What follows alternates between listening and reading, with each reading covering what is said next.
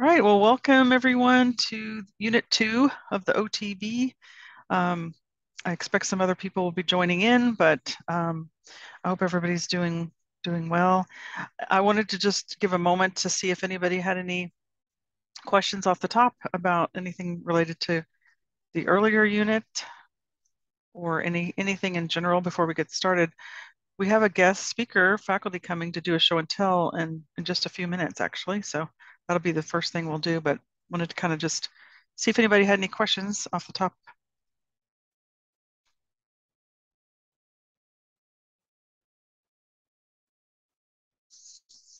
So I think not everyone has finished, Unit 1 activities, so that's okay.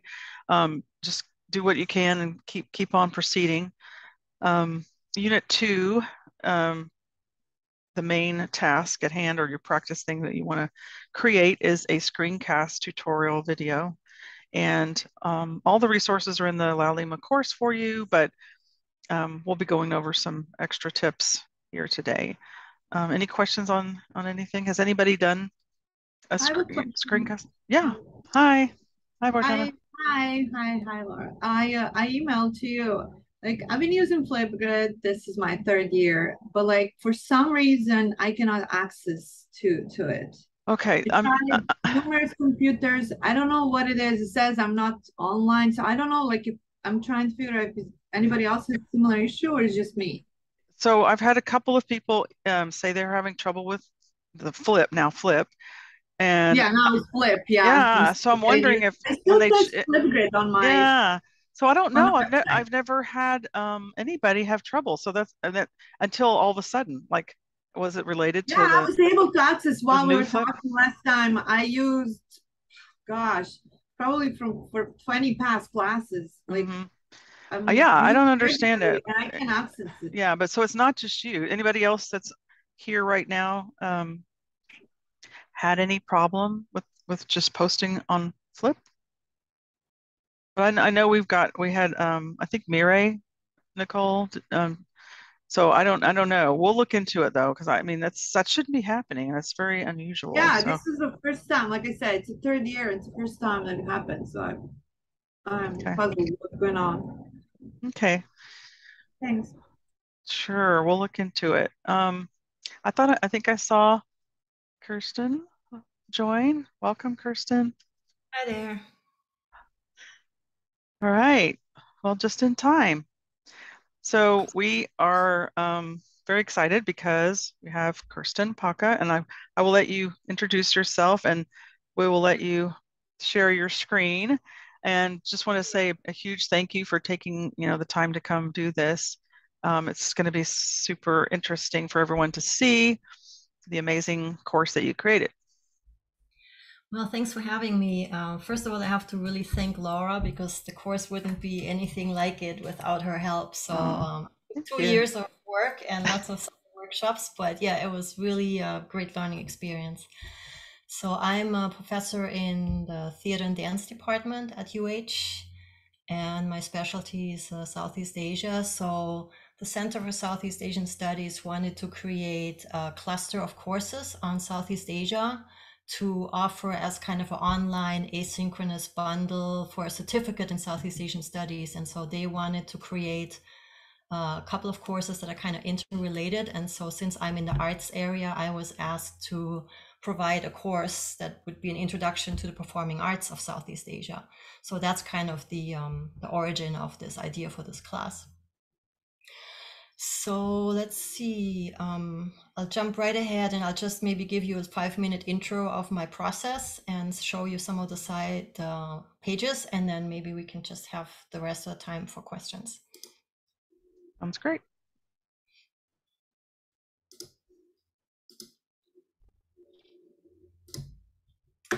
So I started out with kind of the planning stages, what Laura calls the course map, really So just like anybody who's teaching, you're developing a syllabus and you're developing, the breakdown for each week.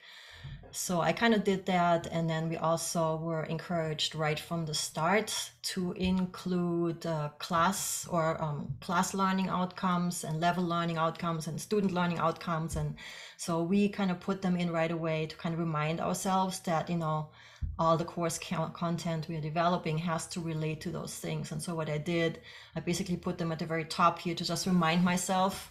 And then as I was creating the individual learning outcomes per unit, I would always look back at the more overarching learning outcomes at the top, and then I would link them. So if you see here in brackets, the CLOs, which would be the course learning objectives, are like the larger ones. And then they are always ideally corresponding to the content of the particular week. And so what I did with this class, I kind of have 4 units, and since it's performing arts, I have broken down in puppetry, which is a major performing arts genre in Southeast Asia. And the next unit is court and folk dance traditions, and then we have a unit on religious and ritual performances, and then we have a unit on contemporary performing arts. And so of course that's quite a lot to pack into one semester with all these countries in Southeast Asia. So again, it's like an introductory level. And then what I did for my own planning stages also, you know, I would kind of list for myself what the learning materials would be, activities that I'm kind of, as I'm planning the course. And then I would also put in assessments. And so, you know, there's so many options these days. And in an online environment, you have to think of assessment maybe slightly differently than in a regular classroom setting. So, you know, I kind of looked at what the options are in Laulima. And so I have the standard quizzes, and I have kind of standard unit essays, but then I also included a little bit more of an interactive component, for which I'm using the Padlet site, where students can post, and they can also see each other's posts on these different mini assignments per week. And then I also put in like my little check sheet. I love spreadsheets, so I put in my little check marks in the right hand corner in terms of all the things I need to do for each of the weeks. I know you're only doing 1 week in this class, you're not doing a whole course, but you know, the same principles would apply. You could make yourself a checklist and just see that you have all the components. In your case, you know, what would that be? Probably be resources, would probably be lecture videos, it would probably be some kind of a assessment or exam, and then I also have the Padlet for almost all the weeks. And so it just is, you know, it just goes down through the whole semester into all of these. And so I'm glad to say that I only have like 2 little places at the bottom here in red that I still have to do, and that's week 16, so I'm not worried about it. I just have to record the videos. Okay, so how does this translate to the Laulima site? So here is then, you know, the weekly program here on the left, week 1 through 16, and then an introductory page and a start here page with all the technical information. And then so the layout for a normal week looks kind of like this. You have an introductory image, you have a little bit of text, you have, again, mentioning the learning outcomes. Then this feature is really nice, where the students have the option to check off this checklist. And then the big next block is, of course, learning activities and materials. Readings are linked, videos are embedded.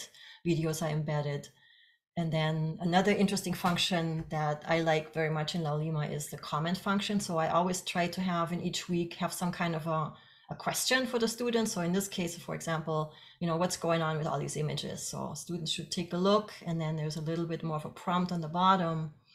And then there's a comment function. And then, you know, there's actually quite a few comments already, which is really great. So students can put in, you know, what they see in the pictures, they can comment on each other, and then I always make sure that I also comment on what the students are saying. And at the very bottom, you know, we get assignments. So on week 1, I'm explaining all the assignments just one more time in one place, because maybe they're not going to the syllabus again and trying to find, you know, what are the assignments. So I'm just kind of giving one more quick overview of what to expect, and then what's the assignment for this week, which in the first week is easy. And I just wanted them to basically go to the Padlet site and then post a self-introduction in this bar. So you can either you can basically open the Padlet site also in a separate window. So then you have a little bit more room to maneuver. So I have to say, all the students have posted very lovely self-introductions and have said, you know, why they're interested in the course and what they're hoping to learn. And maybe they even commented on each other's posts, which is kind of really nice. So that was kind of like a icebreaker kind of thing. So they get familiar with the Padlet format, and it's not graded or anything. But then, you know, here in the second column, and then all the other columns all the way to the right are basically our galleries for the puppet characters they're going to study.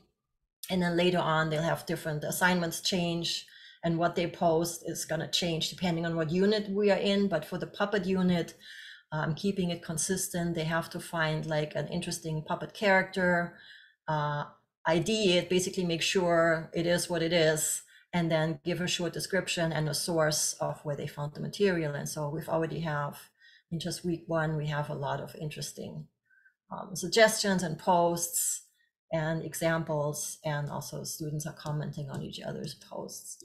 So this eventually will fill up, of course, 20 students in each column. So my initial fear was that, you know, Padlet might get a little bit too crazy and too cluttered and too full, but it's actually quite nice. I mean, the scrolling down, even if there's 20 entries, it's still pretty easy. And so for now, I'm able to keep track pretty well. So anyway, so that's the Padlet site. And again, you can embed it directly in Laulima, and it basically stays live. So the moment somebody posts on it, it shows up in the Laulima like sub window, which is a really nice feature. So, you know, basically this is the general format of each week. So if we go to the second week, you know, and have following layout, and also we try to keep the color scheme and the font sizes and all the other design elements kind of consistent, so it has a nice professional look overall, and you know, it's easy to navigate for the students. So what I did at the top of each week, also doing a little welcome video where it's just like a 1-minute thing to just give a quick overview over what the week's gonna bring. And also, as I just did the one for week 2, I also included feedback on what they've already posted in the first 2 weeks, and then also some questions that have come up. So I'm using that intro video at the top of the week unit to kind of address whatever issues might have come up, to keep it fresh, to respond to what students have said or posted. And then we move on to, you know, the materials, again, learning objectives, the checklists, a whole bunch of slide presentations. So these are basically my lectures. So I have little video lectures, keeping them short, longer than 10 minutes a piece, because we know attention span of students is pretty challenging sometimes.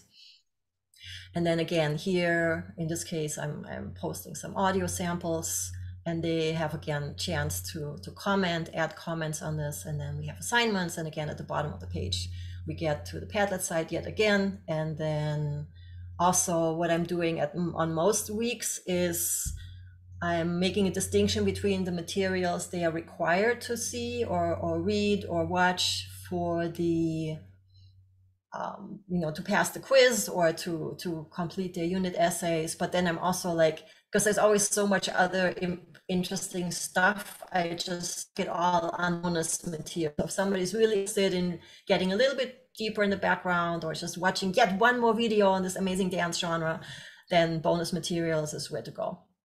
And I can track what they're watching because it's linked to YouTube, and I can see how many people have actually linked it or clicked on it. So I can kind of see after a couple of weeks if people ever go to the bonus page or not. So that's to be seen, because I really don't quite have that tracked yet. Okay, so that's those 3 pages. Then there's one more thing. I've converted, so this was my roadmap. Okay, I've converted this to the student version, which is basically just the syllabus schedule. And so I took out all the notes that are basically just for me, and I kind of simplified it a little bit, but students have access to this. So if they want to just kind of plan out their own semester and go like, oh no, how many quizzes are coming up? When is the next unit essay again? So this is a 1-page go-to place where they can see it instead of having to scroll through all the weeks and trying to find when's what due, and how many more assignments do I have before midterm or whatever. So that's basically it. In terms of the show and tell part. Can you put, maybe Laura, you have some comments? Yeah, could you put it back on the screen? I did a couple of things. So that was great. Sure. Excellent tour and great strategies throughout. I wanted to note something. I mean, that's a great use too of the course map or course blueprint or course design document. There's a lot of different names, but to repurpose that for the students is a great idea. I think that's awesome. Can you go to your detailed course map? I just wanted to show I wanted to ask you about your assignment. So in the assignments column, do you want to just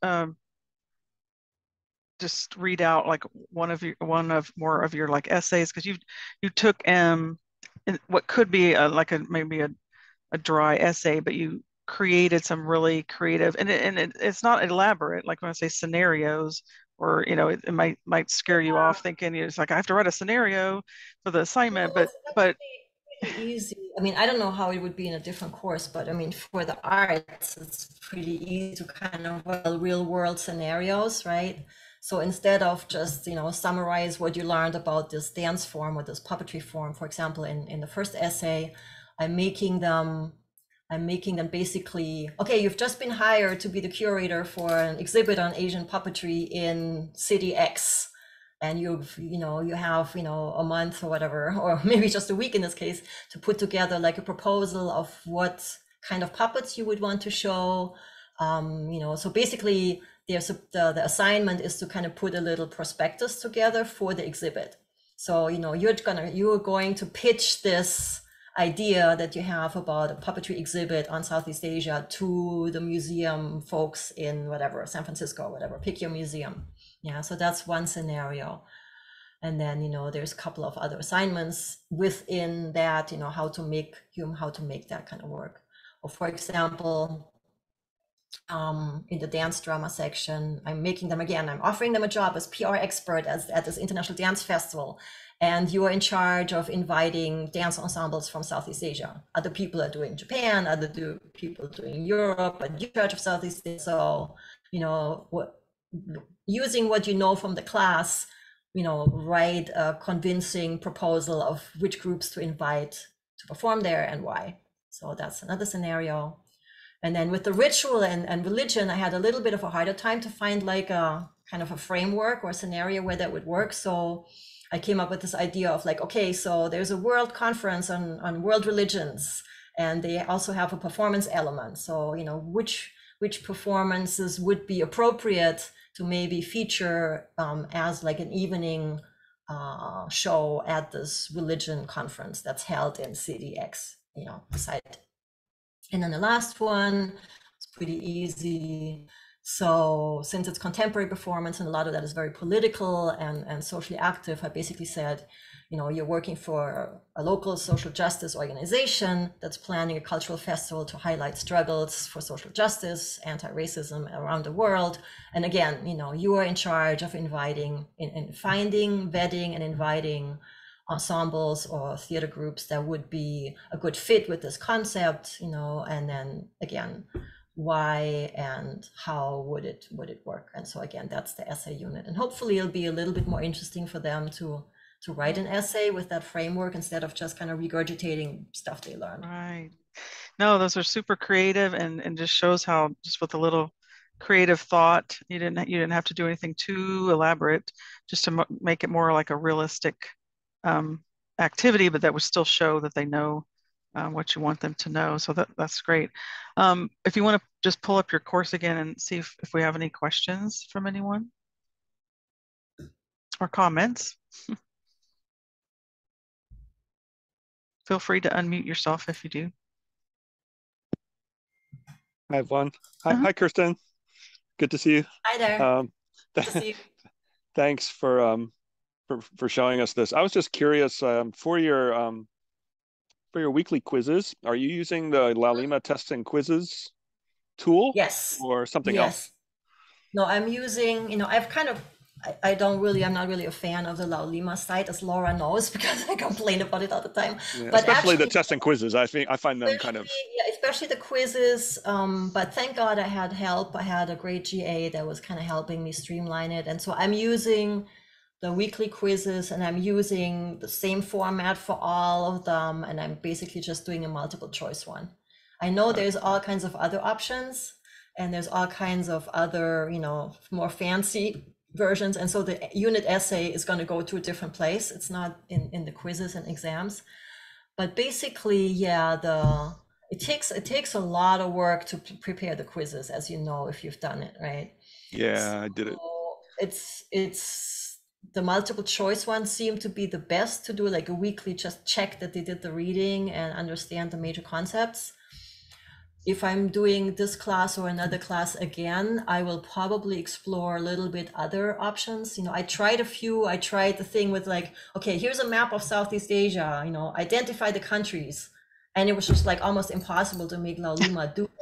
And then I just gave up. And it's like, okay, well, because you can only get square boxes to identify any object on a map or on a picture. But as you know, countries in Southeast Asia don't fall into a square, right? So that it just totally never worked with the tools Laulima had. So, that's still something I would like to explore more, but, I just kind of ran out of time. And so I just stuck with the simplest. So I have basically 3 components. I have the weekly, quizzes, which are all multiple choice. Then we have the unit essays, which are the more creative ones I just read to you. And then the Padlet posts, which are also, can be creative and interactive and have a little bit more freedom. But of course, I have to manually input the points for those because Laulima does not work with Padlet to count any of those things, right? So that's a little bit of extra work. And then the final essay, I'm basically just gonna, haven't developed that one yet, but I'll just see how the other exams and stuff go. So by the end of the semester, I'll probably have a better idea of what format I want to do for the final exam. Cool. Thank you for sharing. So, yeah, I know, Paul, you've done this before too, right? So, well, I'm doing the one for CSEAS starting to think about it now.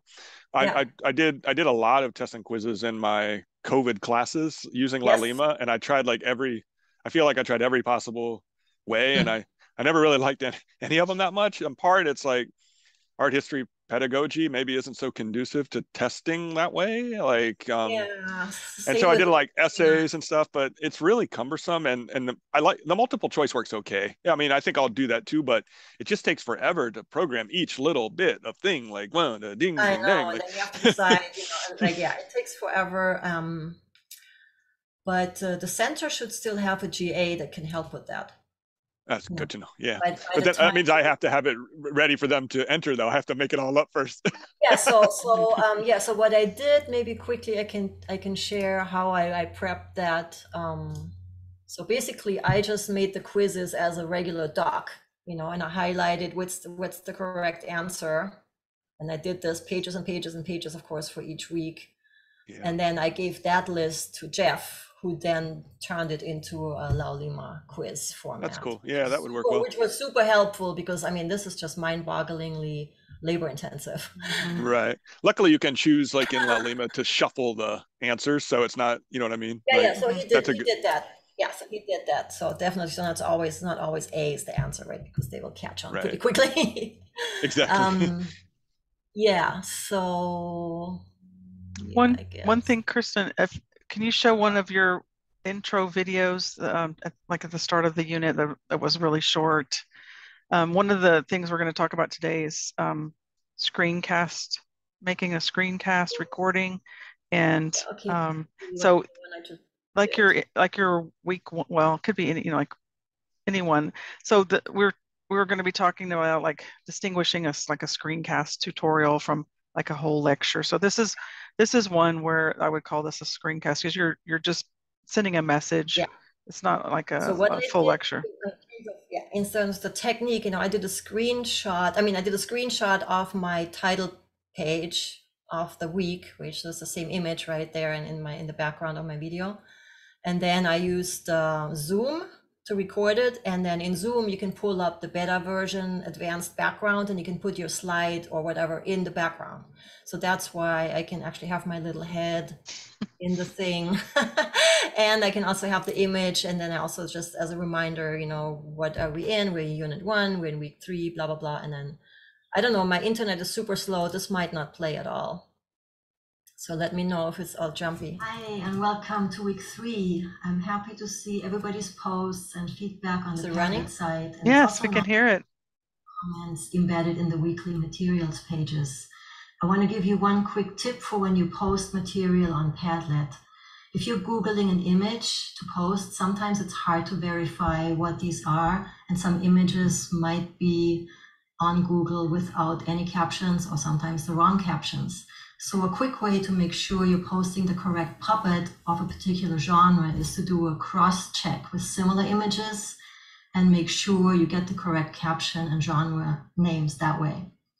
Also, if you're copying text from an online source, please make sure you indicate that this is a quote. So anyway, you get the idea, right? Yeah. So basically, each week we'll have like a little, like, hey, welcome, we're in week so-and-so, here's what's happening. And then also, like in this case, a response to, because there were some issues, people were posting puppets and they were like, not just from the wrong region, but like from the wrong continent. Like, okay, this is actually India. So, you know, if you don't know, you know, how to like verify information, we've probably come across this with a lot of students. That give them a couple of great. tips. That's great. And, you know, this technique of creating a short little video at the start of each week is an excellent strategy. It shows that you're involved. You kind of responded to something you noticed from the week before. You know, it's like, this is not being taught by a computer. You know, so it shows your right. your presence and you're paying attention to things. You know, so it's a simple. You know, it was like a minute. Was that like a minute long or something? It's not. It's not even. It's not that long, but it shows you're, you know, you're in there and paying attention to what's going on, and it just gives them that nice connection, you know, with you. So that's a great strategy. So that's one use of you know, what we're talking about in this lesson today is about just, you know, screencast tutorial type things and how to use them and what good uses are and so on. So yeah, thank you so much, Kirsten. Does anybody else have any questions before we let her go? Thank you so much. That was just super to see, and really, really appreciate your time coming. And sure. Yeah. So always nice. And I have to say, so far, knock on wood, the class is going without glitches. Yay, that's great. Yay, hurrah. So it's all good. But yeah, good. 2 years, Excellent. 2 years of prep, right? So yeah, good luck with your own classes, Paul. Let me know how you're doing. I'd love to see your class, or just even like a draft, because we have like a lot of shared ground. So maybe we can kind of powwow once. Maybe, yeah, I don't know if Laulima would let us, like, eventually maybe we could even do a little cross-linking if there was something. Yeah, we'll figure it out. Or you can just, like, you know, I can make you an instructor or like a guest something. You know, there's options if you want to. I have a dev side, development side, and I have the actual class side. Yeah. Excellent. Wow. Cool. Thank you. All right, we'll talk. Okay, take care. Thank you so much. Good luck with everything. Thank you. Thank you so much. Bye. Well, that's such a treat to be able to see in somebody's class, and you can really then get inspired and know what's possible. So at this point, I think we're gonna let Nicole talk about the screencasting. And yes. So I'll turn it over to you, Nicole. Okay, thank you. Yeah, that was a good presentation. Very interesting, the stuff that she had. Yeah. All right, everyone. We're gonna talk now about screencasting. And we just got a good example of it. So I'm gonna just talk a little bit about different tools to use for screencasting and some tips and tricks for it. I also have an example video to show you folks. So these are some of the tools that are used to record one screen and record yourself at the same time. I like to use Zoom a lot because it's very easy. You just go into a personal meeting room and you share your screen to yourself and you start recording, and then you can speak either with just audio or with your camera on. And then by the end of it, once you end your meeting, you have a recording and you can save that, you can edit it, and then you can upload it to wherever you have to. Loom is also very useful. That's another really popular screencasting tool. I used to use that a lot when I first had COVID classes. I used it all the time for my assignments. And then finally, I had this class where we had to submit assignments and record our screen for like tests and stuff. And for some reason, it didn't work. So I don't know if anyone else, I was curious if anyone else had issues with that, but it might have been maybe my version of computer or something. But something messed up with Loom where I would press record, and every time I recorded it, it would only record 5 to 10 seconds and it would just cut out. Does anyone have anything to say about that? I haven't had that problem. I did have a problem once after using Zoom, and then I used Loom. It's like the audio, it was still wanting it to be Zoom or something. I don't know. I just had to like close out. I probably had too many windows open or something, but Yeah, but that's the only issue that I've had with it. come across. Yeah. Okay. Okay. Yeah. I think Loom is easy to navigate. Zoom is as well, but this one is very easy to navigate. So if you folks want to try it out and it is free, then you can. Yeah, it's good for screencasting. I've never used Screencast-O-Matic, but I've heard of it, and a few of my professors have used it. I was curious if you folks have any comments about that.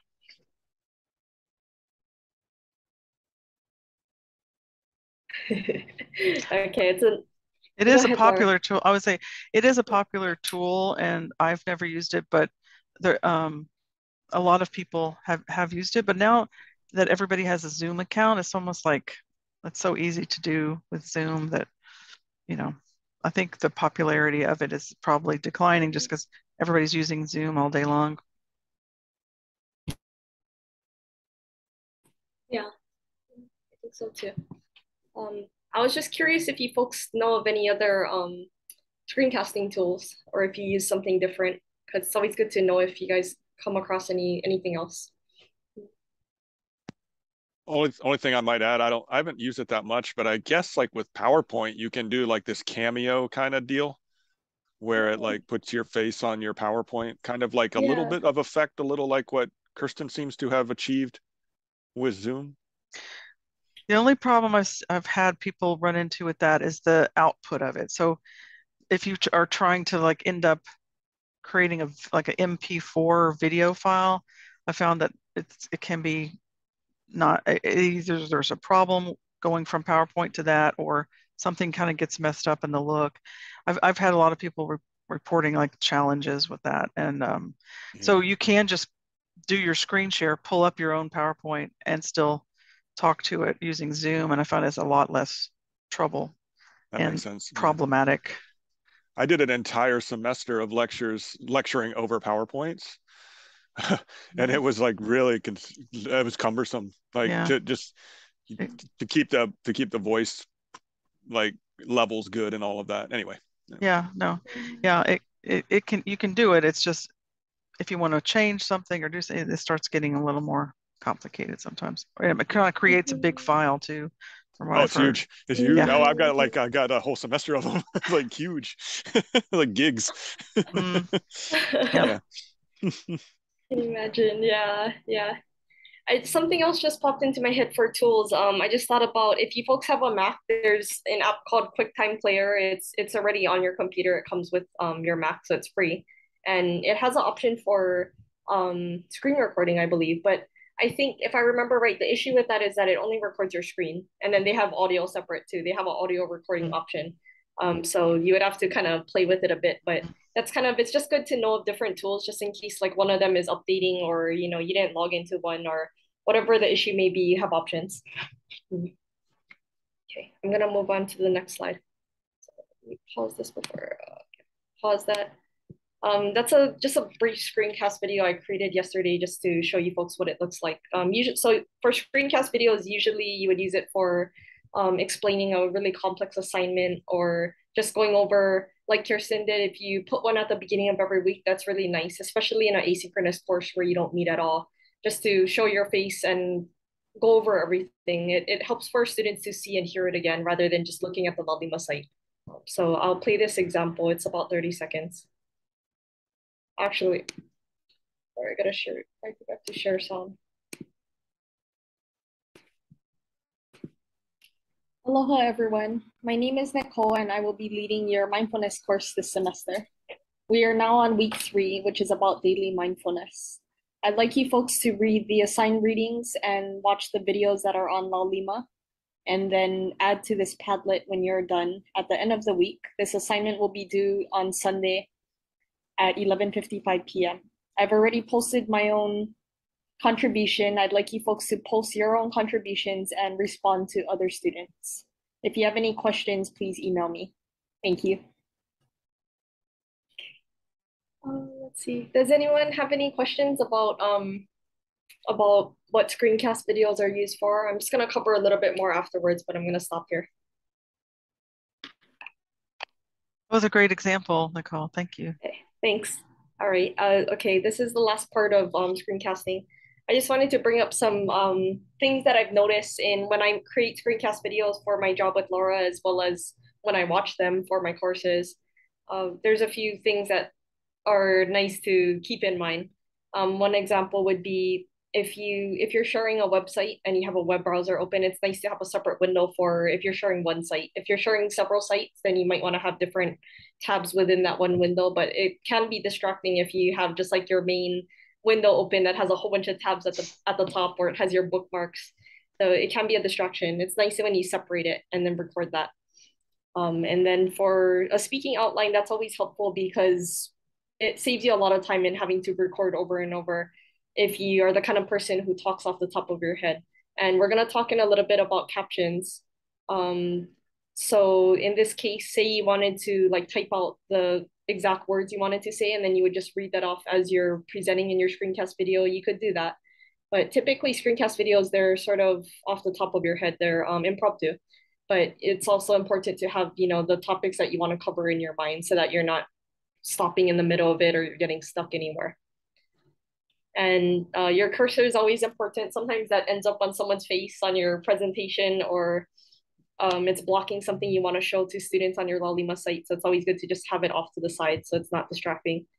And finally, if you're showing your face, just as it is when you're in a Zoom meeting or you're taking a picture of yourself, whatever it may be, you always want to have good lighting and framing so that your students can fully see you.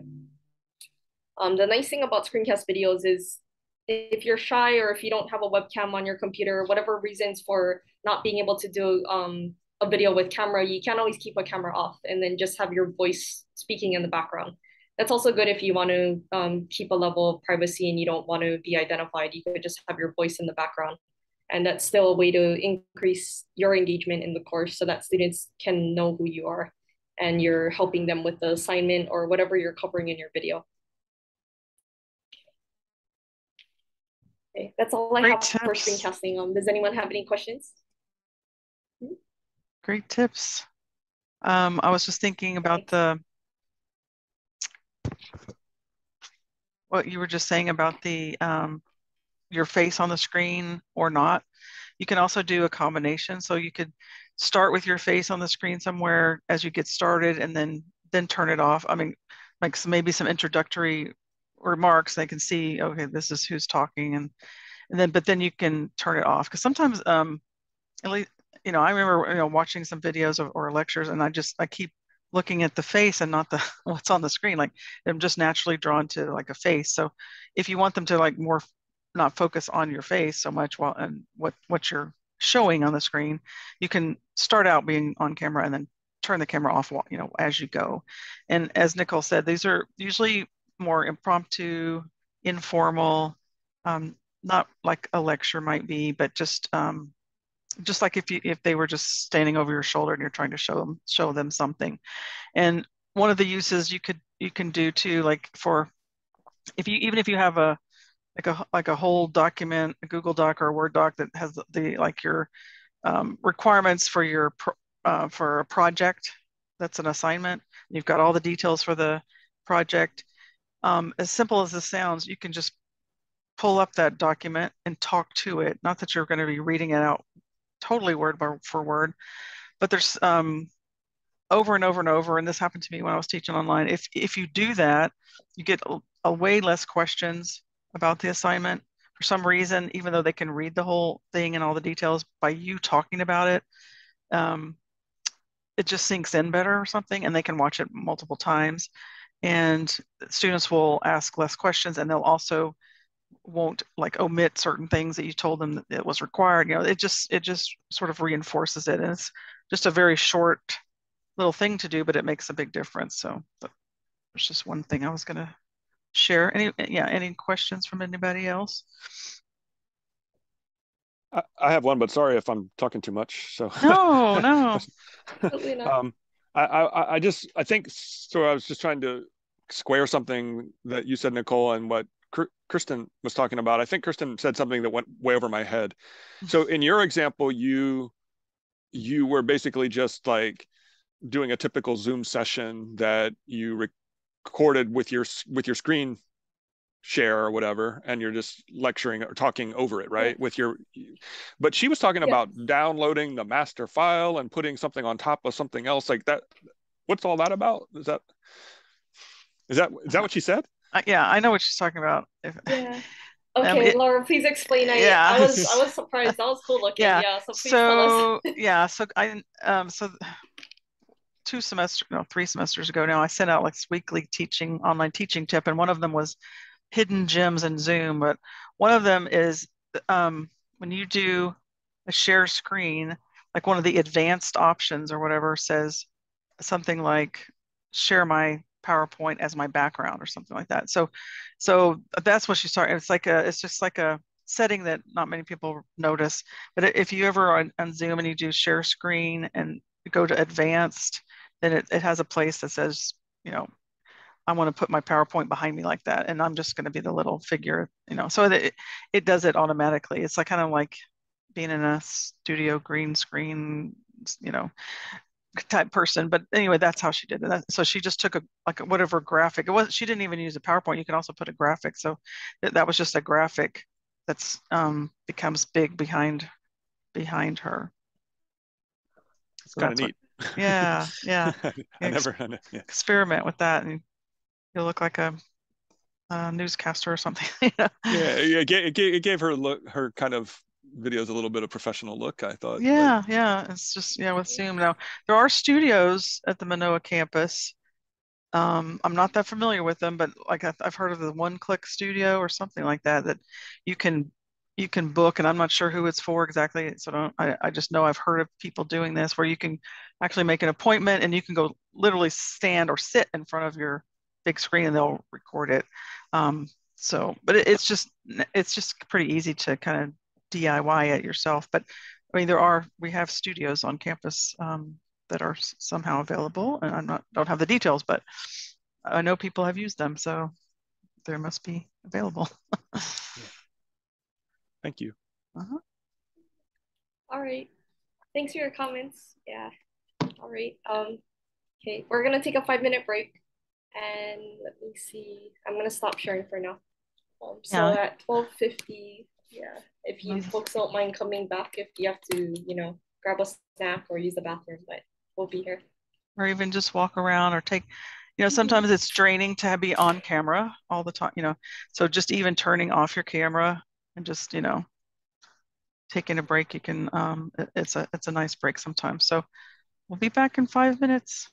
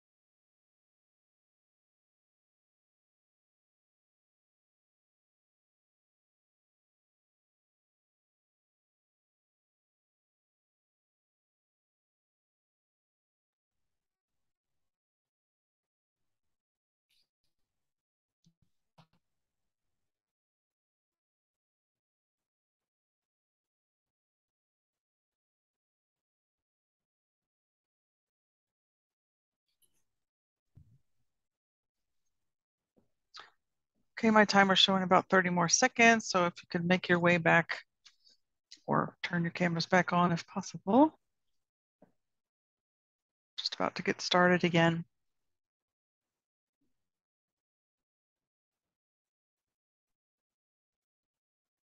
So I don't know about all of you, but even just a 5-minute break to turn your camera off for a minute, walk around, it's really makes a big difference for a session like this, or if it was on the other side, if you were a student listening to a lecture, it just even a 5-minute break helps refocus. All right, Nicole, whenever you're ready. Okay. Yeah. Thanks, Laura. Okay. Welcome back, everyone. So now we're going to talk about YouTube, and then after this, we'll have a short discussion about student engagement, and then after that, we're going to wrap up with covering assignments to be completed and just questions and answers. So for YouTube, we wanted to highlight YouTube because it's a very convenient place to have all of your videos stored. If you have an introduction, if you have weekly videos, you can always just post it to your hawaii.edu account and have it there, and then students can access it from Laulima. And it's very popular amongst people of this generation because they use YouTube in their free time. So to use it in education is very seamless because they already know how to use it. And on an educator side, it's also easy to navigate. So I'm going to share my screen in a bit and show you folks how it works. We're also going to talk about captions, which are really important for accessibility because there may be students who are hard of hearing or who have to watch videos in a noisy, crowded environment and they can't turn up the volume. So they just have to see what's going on their screen. And if they don't know what's being said, they just see your mouth moving, they won't know what you're talking about. So they can read the captions at the bottom. So we're going to talk about having accurate captions. Okay, I'm going to share my screen for YouTube to show you folks how to upload a video. So first of all, you folks, if you've turned on your consumer apps, then you would be able to access YouTube from your hawaii.edu account. I know I have the link somewhere. I put this tutorial, I believe, in the announcement last time I saw you folks. So I'm going to put this in the chat. If you folks visit this website, it's by the ITS department at UH. It's talking about visiting this website right here, and you can turn on consumer apps. So it allows you to use these apps with your hawaii.edu account. And we're looking at YouTube today. You just have to go through a few terms and conditions, and then your account will be updated so that you can sign into YouTube and use it. I'm going to close out of there. So I've already signed into YouTube and I'd like to upload a video.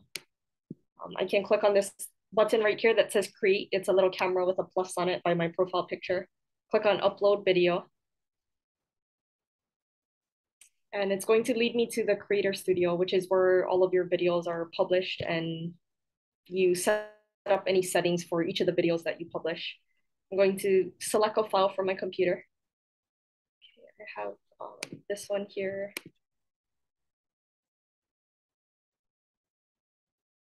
And I have the option to edit the title, add a description. For thumbnails, you can add a personalized thumbnail. It's just an image that looks a little different from the rest of the video. So if you folks have seen on our Laulima site, Vanessa has posted intro videos for each unit. So right now we have unit 1 and unit 2. It's at the top of each unit page in Laulima. In fact, let me point it out right now. If you look at unit 2, this is a thumbnail right here, this image. And I created it in Canva and then I downloaded it as an image and I put it into YouTube just so that it just gives it a more professional look. Okay. Yeah, otherwise you could see just a random moment from your video where your eyes are closed or your mouth is wide open or any of those. It'll pick a random just still image. So yeah, it's a little bit of trouble, but you could create one just with your class title or the course title, one image, and then always use it to put at the start of all the embedded videos. Yeah, for sure. So that you have that option to make it a little more personalized. You can also add it to a playlist. So this is something nice to make it even more organized, just as you do in Google Drive. You can kind of organize it into sections. And this question is required for you to continue. So I'm going to click on no. And usually when I click on no, it's completely fine. You just continue on because most of your videos won't be made for kids. So I'll click on next. And for the subtitles, this is where you add subtitles. If you've, as I've said before in a screencast video, if you've talked off of a script, then you would upload that script. You would have it probably in a separate document, a Word document or a Google document or a plain text editor. And you would copy that text and you would paste it into here. I'm going to show you folks how that looks. If you've just recorded the video off the top of your head and you've had ums in there and you turned around things and just it's kind of all over the place, what I do typically is I do that. I just record the video off the top of my head and choose the best one after doing it tons of times. And then I'll listen to the video over and over, maybe like once or twice actually. And in a separate document, type out what I'm hearing. And that way it's just, so those are two ways that you could do it. You could have the script before or after. And either way, you're gonna have, it's nice to have the script in a separate document and you'll copy all that text and you'll paste it into this setting right here. Auto sync is the nicest because YouTube creates the timings, it connects it so that your subtitles show up exactly when you're saying it. If you upload a file, it's a very, there's, I think, 2 specific file extensions you need to have. So it's a certain type of file that has caption timings already in it. And I think, Laura, do you usually use like a separate tool for that? Like you upload a video to a separate website or something, and then it'll make a file for you? Yeah, I don't personally do that, but I know there are the other tools to do that. But I just do the laziest way, which is I let YouTube auto generate captions as a first yes, step. we'll talk about that. And then I'll fix them. But yeah, I know a lot of people love the auto sync. It's probably I would say if you can do that, that's probably the best. Yeah, that's right, Laura. Good thing you brought it up. Yeah, we're gonna talk about auto-generated captions in a bit. That's the easiest way for you to upload a transcript. So I'm gonna click here, and it just gives me a space to paste text. So I'm gonna share with you folks. I have a plain text editor open. It just has a few sentences because this video is very short, but that's what I said in the video. So I'm gonna copy it and go back to YouTube and paste it in. And it's very quick. Usually within a few minutes, it'll upload it. So I'll click on done and it's fine that that's loading. I'll click on next to continue to publish this video, pass through the copyright check. And finally, for visibility, you can click on unlisted, which allows you to share a link with students, probably via email or in Laulima, and they can access it, but they can't search for your video. Okay, so I'm gonna click on save and ignore that thumbnail. That's exactly what we were talking about. So you you can copy the link from here if you need it. Yeah, but that's pretty much how you upload a video to YouTube. So as you can see here, I've already uploaded videos in the past, published videos, and I can see all of them and I can choose to delete them. So you can click on the 3 dots, click on delete, you can download it. That's where you get the link if you've closed out already. You can also at any time edit the title and the description. So let me see. I think I just wanted to point out one thing before. In the upper right-hand corner, you see Nicole's profile picture from her Hawaii account. And that's just one quick check you can do to see, because you need to be logged in somehow to get access to the Hawaii YouTube channel, not like your own personal email or anything like that. So I just wanted to point that out. It's a quick way to check it. Yeah. Yes. Yeah, you can always make sure you're signed into your hawaii.edu account. Okay. I think, okay, I'm gonna stop here for a moment. Does anyone have any questions about how to upload a video to YouTube? Okay, I'm gonna continue with, we're gonna just talk about auto-generated captions real quick. So as Laura mentioned earlier, so you can have the transcript before, right? Or you can have it afterwards. Another option, which is really great, is if your language setting for your channel is set to English United States, which it almost always is, it defaults to that. Then every time you post a video, it's going to generate a transcript for you pretty much. But the thing is that this takes quite a while. So I would recommend several days to a week in advance. Say you need it by Monday, you would post it before the weekend in order to have that transcript developed, because no matter how long your video is, it takes that long for a transcript to show up. So this video I've uploaded in the past, right? So I'm gonna click on it So what you would do is you'd upload the video and sign out and let a few days pass, then sign back in. And when you're at your Creator Studio, click on the one you want to edit captions for. And from here, you can click on subtitles in the left-hand menu, or you can click on subtitles down here. And how I know the automatic captions are here is because it says English automatic. So I can click on duplicate and edit, and in a pop-up window, it shows all of the text just as a big block. I also can see the video on the side so that I can play it and edit as I need. So if you folks can see, it's lowercase, there's no punctuation. If you have Hawaiian words, Japanese words, words from any other language other than English, it might show up weird, like the spelling is wrong, or it won't know how to type it out. And this is why you need to edit the captions, because this is really easy, right? It just gives you a transcript, but it's hard to read and it's very unprofessional looking. So if you want your students to know exactly what you're saying, you want to go back in and make sure it looks good and it's clear. It's very important. Yeah. And as you can see, it's pretty easy to fix. It does a pretty good job of, getting close, but the punctuation is important for,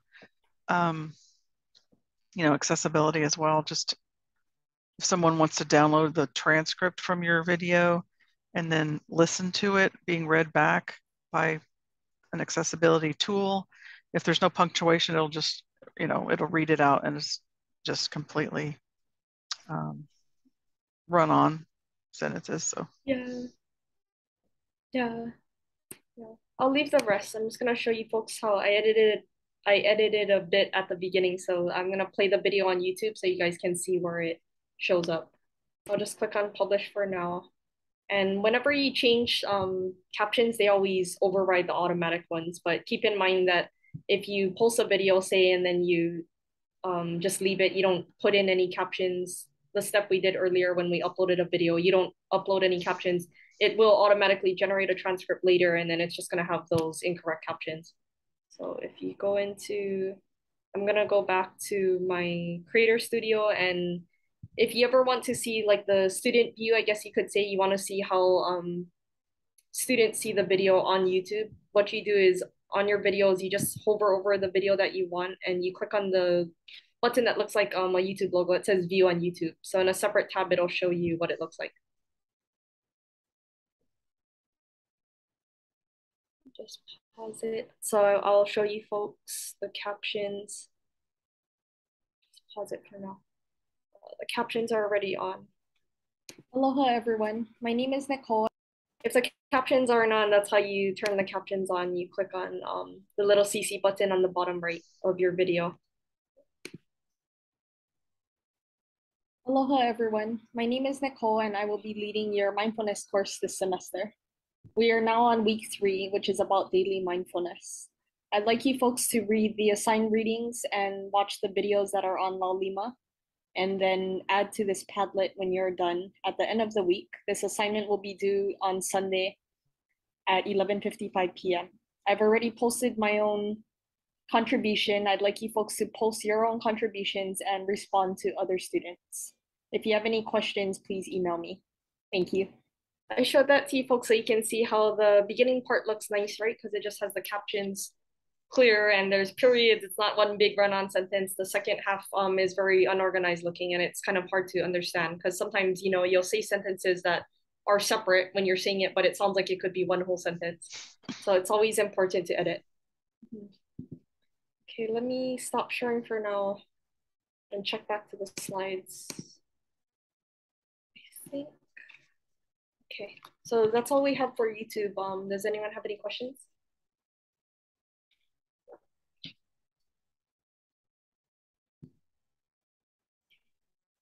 So for the certification task, you're going to do exactly that. You'll record a screencast tutorial and post it to your YouTube account once you've turned on consumer apps.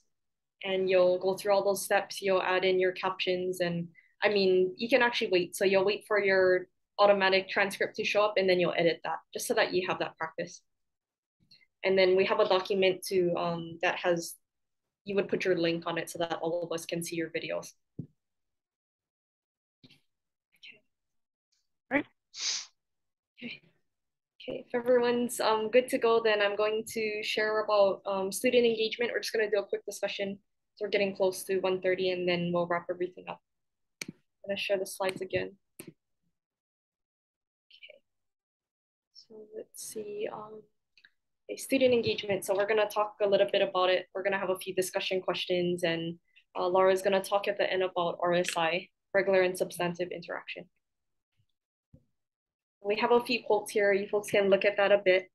Both of them talk about relevance, which is important always in student engagement, right? You want students to know why they're learning, what they're learning from you. It just makes it that much more interesting to them, and they'll probably retain the information better if they know why they're using it. I like this quote too because it also points out how it may be difficult at times to do it on an online format, but having students do real world things. Like I had a class that was, I think it was a biology lab, and we had to do a mosquito project, which was pretty fun. So that was our focus, I guess you could say, for the course, studying mosquitoes and how they work, their biology. And so we had a project, even though we were all meeting synchronously via Zoom, we had to all do our own experiment in a field, in the field, I guess you could say, where like for me, I had little cups that I put outside with water and to attract mosquitoes. So we all got to do that, and that's a really nice way. I mean, typically in science courses, it's very easy to have real world application activities, but in your own disciplines, just think about that a little bit. So this is our discussion. Since we only have a few of us here, why don't we all just talk about it together? We wanted to go over disengagement and engagement, just defining, you know, the difference between when you can tell students really want to learn versus when they could care less. And then finally talking about the biggest challenge in increasing student engagement and what would be your ultimate goal for that. And so we're also going to compare online and face-to-face classes for all of this. So starting with disengagement, what do you think a disengaged student looks like online and face-to-face? Anyone can go.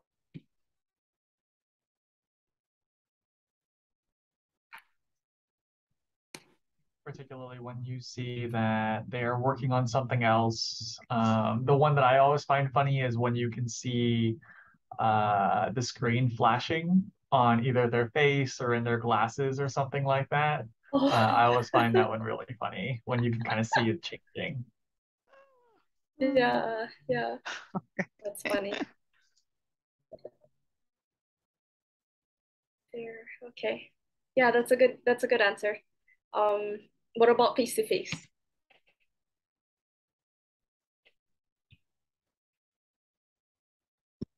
Sleeping. Yes. Staring at their computer, like always, right? Never looking up at the instructor. Yeah, means they're like surfing or something. Yeah. What about how does disengaged in an online asynchronous class maybe be detected? Any thoughts on that? Maybe non-participation. Maybe you can check the statistics and see that they haven't actually logged on or haven't downloaded any of the assignments. Like, yeah. Yep. Very good. Yes. Yeah, disengagement is very scary, but it's very easy to do, especially over an online format and in a poorly designed in-person format as well. So why don't we talk about engaged? How does an engaged student act online and face-to-face?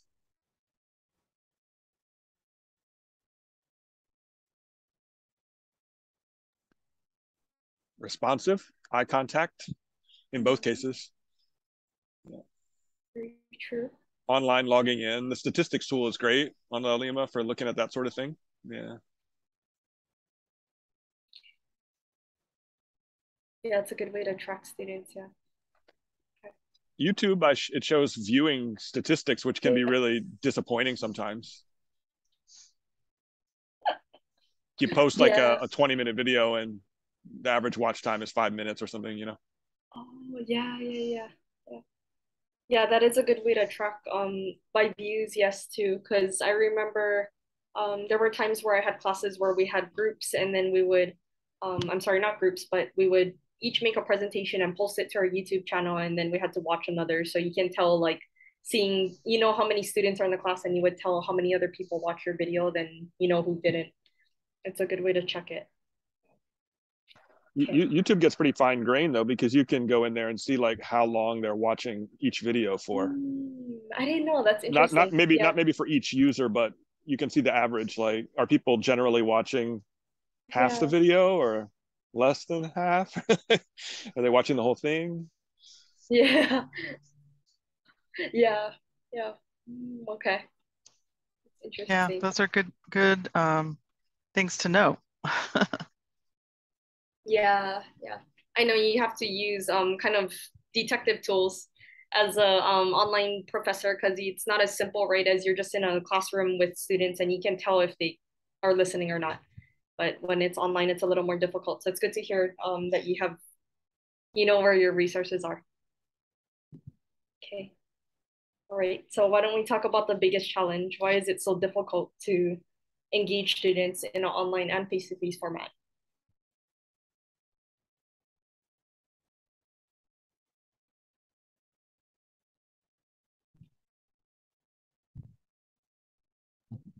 Well, I think online particularly, it's just the number of distractors is just so much more high than in person or face to face. Additionally, I think sort of face to face, there's more kind of, you know, you're there and the teacher is there in front of you. And so that's sort of, I don't know what to call it, sort of social pressure to pay attention is definitely reduced in an online format. Good points. Yeah. Yeah, very good point. What about, I would like to hear the biggest challenge for face-to-face.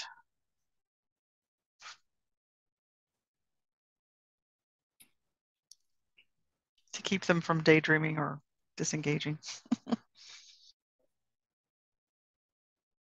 Any ideas, thoughts? I mean, I think it's always challenging. I mean, to get especially, you know, a lot of people participating rather than just a couple dominant or engaged students is always, I mean, online or in person, I guess, really.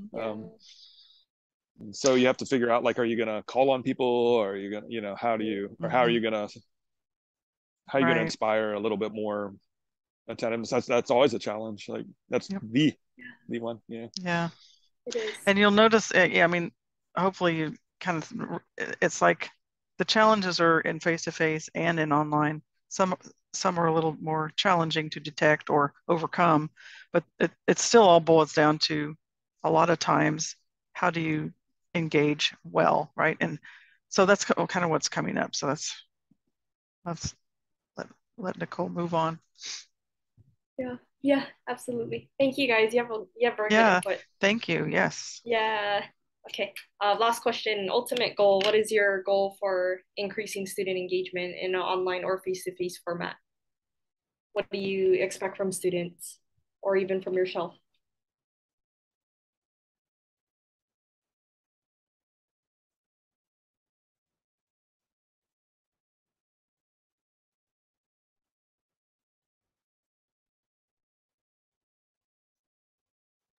Well, for me, it really varies a lot because I teach a lot of different kinds of classes. So it's, I mean, it really is different. I mean, I think the one that I'm kind of working on for Center for Southeast Asian Studies is going to be getting people to engage similar to the way Kirsten was, like, because it's asynchronous and all of that. Like, a lot of my classes are more like hybrid or whatever. And so if you're trying to do a discussion on Zoom, that's a huge challenge because of the artificiality and people not sure when to stop and to jump in, and it's very like that. But to try to foster some kind of engagement and back and forth is the ultimate goal in anything, but it's particularly hard to do on Zoom. And in person, I think it's a lot easier to foster conversation when people can see your cues and your visual gestures and things like that. Great. For sure. Okay. Thank you guys for your comments. Okay. Thinking if I want to say anything before the RSI.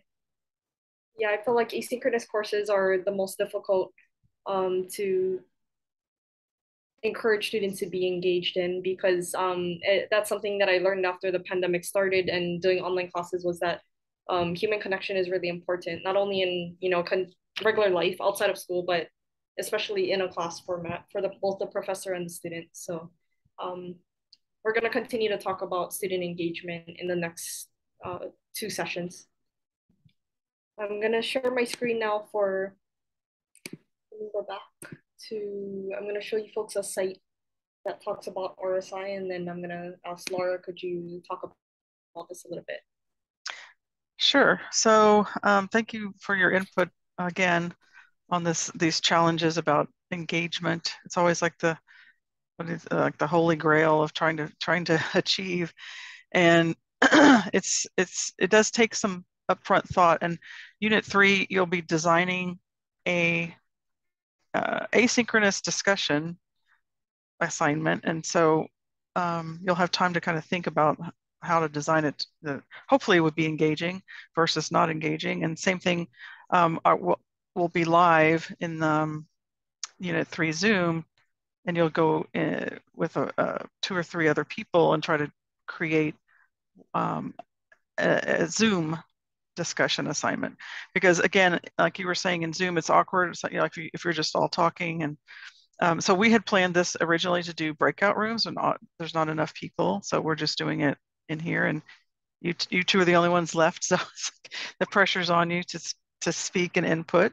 So that's not ideal. But you know, I mean, it's what happened, and didn't have as many people as we had hoped coming to the live session. But I mean, people have conflicts and so on. But in what I have been found is I have found, and research will back it up, as far as like synchronous discussions, the breakout rooms are super powerful. So I don't know if you've ever used breakout rooms in a sync session, but it's just psychologically, if you have a smaller group and the professor or the presenters are not like right there and they're with you, it's like people are more relaxed and can take some time, and they feel a little more safe, you know, in that small group. And some really powerful work can get done in those small groups. So anyway, that was just kind of an aside, but I did want to mention this this term, regular and substantive interaction, or RSI. Has anyone heard of that before? Just curious. Okay, so I'll try to keep the story short, but the federal guidelines for online courses, distance education, are very small, sparse. They were created over time, but there was a set of them from the 90s. I forgot when, but late 90s perhaps. But it was like 5 things, like, you know, it should be like this, it should be like that, and they were not updated until about 2020. So a lot of time went by. So it was like big news in the online course design world when these came out. So these are considered federal guidelines. And so any accreditor is obviously going to be aware of them now. And if they wanted to check and see if this was going on to make sure everything is okay, this is probably the most significant update of these guidelines. So the 3 characteristics are to be called this is the interactions should be mostly instructor initiated. They need to be regular, scheduled, and predictable. And they must be substantive, meaning they're focused on the course subject. So it sounds pretty simple, but just to break it down a little bit, the whole ultimate purpose of this little quick guideline was to distinguish it from a correspondence course. So a correspondence course was, you know, before computers, there was correspondence courses where an entity would mail you, you know, your assignments, and you would mail them back in the actual post mail and back and forth. You were working by yourself, completely by yourself. You might have an ultimate deadline, but you could usually go faster than you wanted. You know, you could just do it all real quickly. So sometimes, especially in the pandemic, there was a big rush to get online. Everybody didn't have time to plan. But what I'll tell you what not to do, which is set up your, this is really relates to the mainly the asynchronous types of courses. So they don't, what you don't want to do is create like here's all your materials, here's the syllabus, here's the readings and assignments, go, and that's just, you put it all in Laulima and you say, here's all the work you need to do, and I'll give you your grade at the end. So that's the extreme, you don't want to do that. So the regular part and the predictable part is, so even for an asynchronous course, you want to have regular flow, regular like weekly assignments.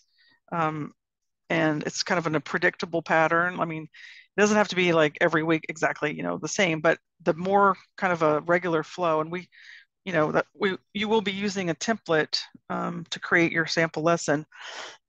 And that whole thing would be like taken care of, because the whole concept is you have kind of this flow that you repeat. It's going to have different assignments, it's going to have different resources, and it's going to, it's not going to be like just cookie cutter, but it is helpful for students to have this sort of regular expectation.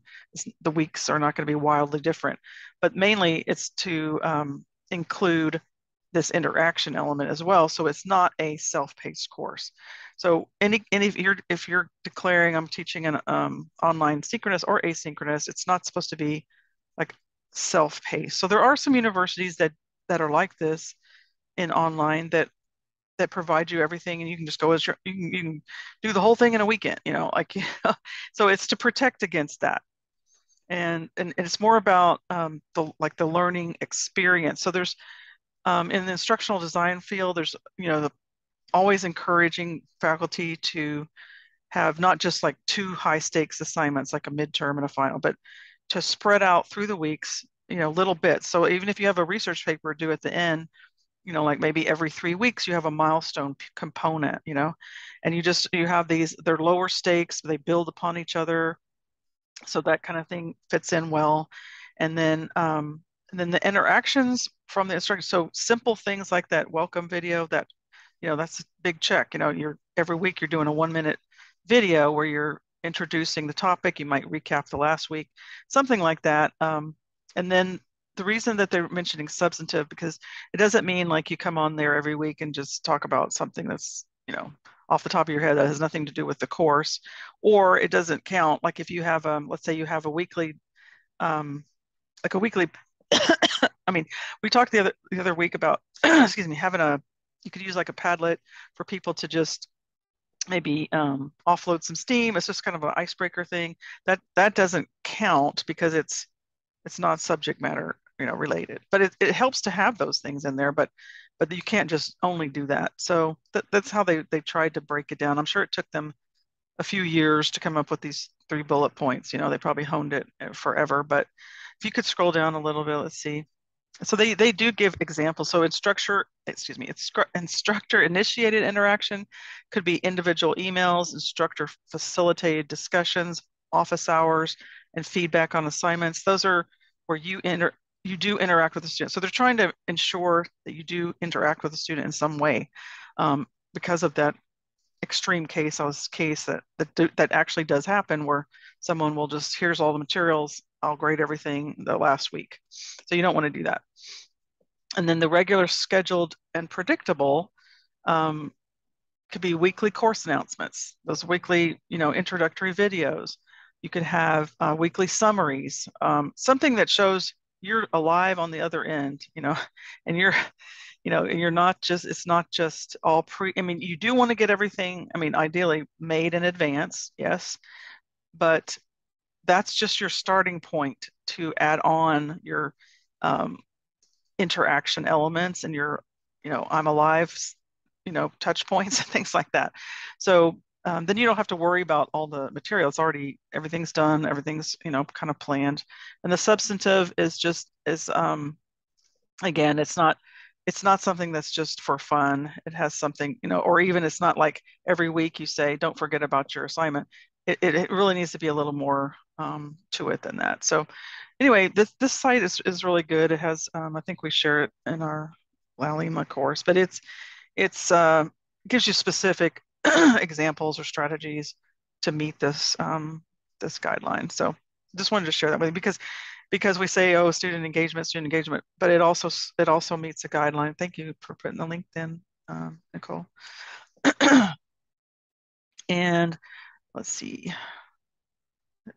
Anything else on this, Nicole? I can't remember what's down below on that page, or I could scroll down a bit. Yeah, but that's it. Yeah, I mean, it's pretty neat because it gives you some specific ideas for engagement on the side. You can have surveys. Like in our boot camp, at the bottom we have like a 4-question survey at the end.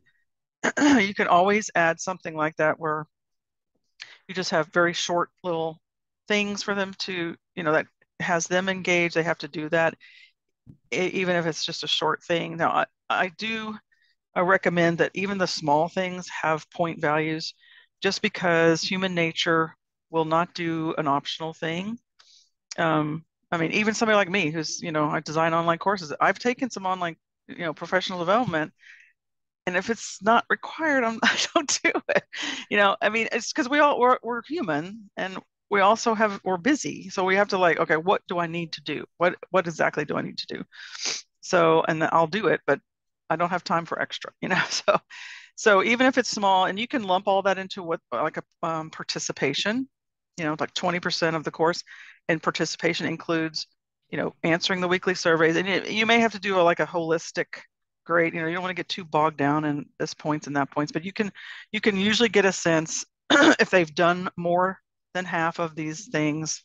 Give them, just give it to them. If they haven't, if you're very only a few times, then you can just have to holistically do that sometimes. But all those little things keep them active. And so when you're designing your lesson for this, you could think of little things like that to put in there too. So, all right, Nicole, take it away. Okay, thanks, Laura. Yeah, so we're concluding our session now. If you folks can just look at this slide, you can see the YouTube screencast video task is the only thing you need to complete for certification this week. This unit. The other unit, there's still the flip assignment, Padlet assignment, and the hive mind lesson, if you can create that. Looking forward to unit 3, we're going to talk about creating a lesson in the TA hive mind site. So if you folks, you folks created it already, but you're gonna start capitalizing on it, adding content and making it look very nice. And then we're gonna talk a lot about discussion strategies, which ties into today and how we've talked about discussions are kind of difficult to do in an online format. So we're gonna practice with that. So let me just go to the end. Our next sync session is on Wednesday, September 7th. That's next week at 12 p.m. to 1:30 p.m. Just like this. I'm gonna send out an announcement again, probably right before then for unit 3. So you folks can start looking at unit 3 closer to then. It's closed off on Laulima right now. We're working on it. And that's pretty much it. So I'm gonna stop sharing. And if anyone has any questions, go ahead and fire away. Otherwise, we're wrapping up.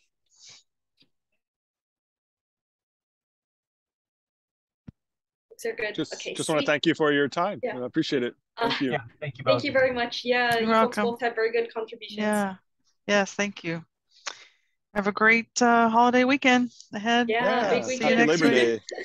Yes, enjoy it, folks. Okay, take care. Bye. Thank you. Bye-bye. Thank you.